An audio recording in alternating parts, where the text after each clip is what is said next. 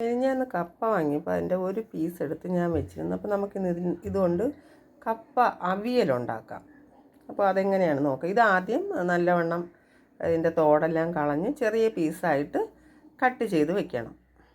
ഇതാ ഇങ്ങനെ ചെറിയ പീസായിട്ടാണ് ഞാനിത് കട്ട് ചെയ്തെടുക്കുന്നത്. കാരണം ഇത് നമ്മുടെ അവിയൽ വെക്കുന്നതായതുകൊണ്ട് ഒരുപാട് വെന്ത് കുഴയാൻ പാടില്ല. ഞാൻ ഇത് കട്ട് ചെയ്തിട്ട് വരാം. ഞാൻ കപ്പ നന്നായിട്ട് കഴുകി കപ്പ വേവാനുള്ള ആവശ്യത്തിനുള്ള വെള്ളവും ചേർത്ത് കുറച്ച് മഞ്ഞൾപ്പൊടി, കപ്പ വേവാൻ ആവശ്യമായിട്ടുള്ള ഉപ്പ്, ഇത് നമുക്ക് വേവിക്കാൻ വയ്ക്കാം. ഇത് നമുക്ക് അടച്ച് വെച്ച് വേവിക്കാം. ഇത് ഒരുപാട് വെന്ത് കുഴഞ്ഞു പോകാൻ പാടില്ല. അപ്പോഴത്തേക്കും നമുക്ക് ഇതിനുള്ള അരപ്പ് തയ്യാറാക്കാം. അപ്പോൾ ഒരു പിടി തേങ്ങ, ജീരകം, വെളുത്തുള്ളി, പച്ചമുളക്, ഒരു പിഞ്ച് മഞ്ഞൾപ്പൊടി. കാരണം മഞ്ഞൾപ്പൊടി നമ്മൾ ഇതിൽ കപ്പയിൽ ചേർത്തിട്ടുണ്ട്, എന്നാലും ഒരു പിഞ്ച് മഞ്ഞൾപ്പൊടിയും കൂടെ ചേർത്തിട്ടുണ്ട്. ഇതൊന്ന് ക്രഷ് ചെയ്തെടുക്കണം. ഇതൊന്ന് അരച്ചെടുത്തിട്ടുണ്ട്. കപ്പ നന്നായിട്ട് തിളച്ചിട്ടുണ്ട്.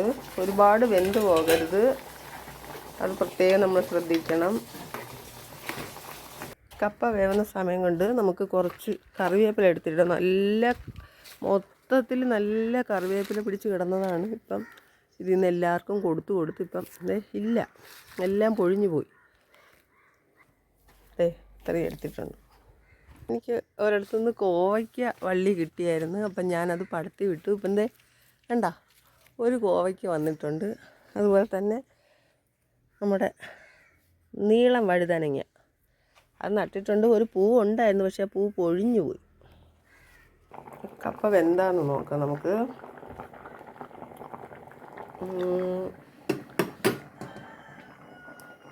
ഇങ്ങനെ ഇത്രയും വെന്താൽ മതി.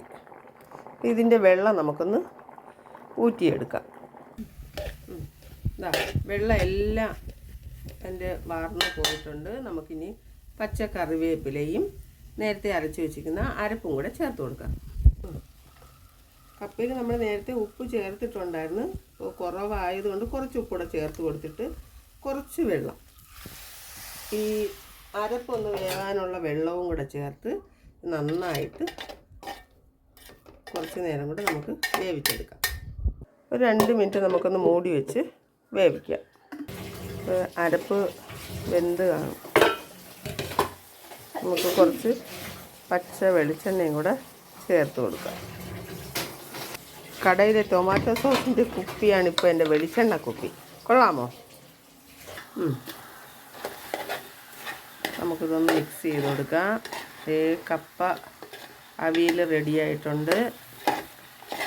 ഇതാ കണ്ടല്ലോ, നല്ല കപ്പ അവിയൽ റെഡിയായിട്ടുണ്ട്. ഉച്ചയ്ക്ക് ചോറിൻ്റെ ഒപ്പം കഴിക്കാം. നമുക്ക് ചോറെടുത്തിട്ടുണ്ട്. ഇതാ നമ്മുടെ കപ്പ അവിയലാണ്. ഇത് തോരനാണ്. തോരൻ്റെ പേരെന്താണെന്ന് മറന്നുപോയി. നമ്മുടെ റാഡിഷോ, വെള്ള ക്യാരറ്റ് പോലെ ഇരിക്കുന്ന സാധനം ഉണ്ടല്ലോ, അതാണ്. ഇത് മത്തി വറുത്തതാണ്.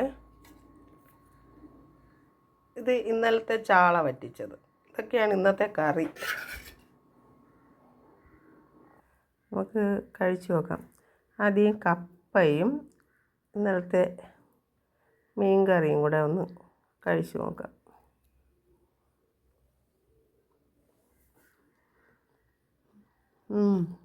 നല്ല രുചിയാണ്. അപ്പോൾ എല്ലാവരും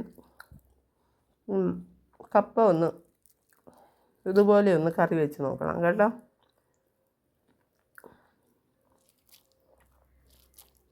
സൂപ്പറായിട്ടുണ്ട്.